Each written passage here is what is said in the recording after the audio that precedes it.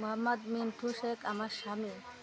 সে একটু ভ্যান চালায় আনতো, আমার সংসার চলতো, আমার ছেলেমেয়ে নিয়ে সংসার চালাতাম। এখন সে 4 মাস জেলে, আমার সংসার খুব বিপদের মধ্যে আছে। আমি পরের বাসায় রোজা রমজান মাসে আমি একটু কর্ম করে আনি, তাই দিয়ে কোনো মতে দিন যায় রাখবো। আমি একটু নুন ফ্যান দিয়ে আমার ছেলেমেয়ে নিয়ে আমি তাই চলতেছি।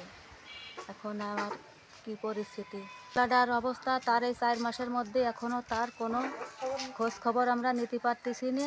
টাকার বিনিময়ে টাকা নাই বলে আমি তার সাথে একটু সাক্ষাৎও করতে যেতে পারতেছি না।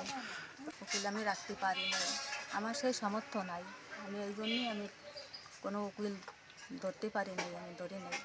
আমার সংসারটা তো কোনো মতে আমি একটু ওই যে মানুষের বাসায় একটু কাজ করি, কিছু একটু পান্তা পানি দেয়, তাই এনে আমার ছেলে মেয়ে নিয়ে আমি খাই।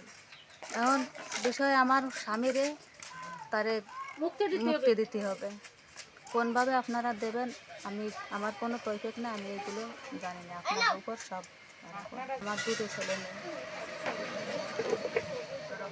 এই 4 মাস আমার কারেন্টটা কাটিয়ে নিয়ে গেছে। 4 মাস সে জেলে বিদ্যুৎ বিল দিতে পারি নাই বলে আমার কারেন্টটা কাটিয়ে নিয়ে গেছে। আমি অন্ধকারে, এই রমজান মাসে অন্ধকারে কি করে খাই, পোকামাকড় খাই না কি খাই, এই বুঝিনি, অন্ধকারে খাই। আসসালামু আলাইকুম। আমার ভাইটা এরকমের মিন্টু, তার সে ভ্যান চালায় খাতো। সে এই সাথে তিনি মিছিল দিতে গেছে, সেই মিছিলের থেকে মিছিল দেওয়ার পরে তারে গ্রেপ্তার করছে পুলিশে গ্রেপ্তার করার পরে আমরা তার কোনো তথ্যবার্তা এই পর্যন্ত টাকা পয়সার অভাবের জন্য নিতে পারি নেই।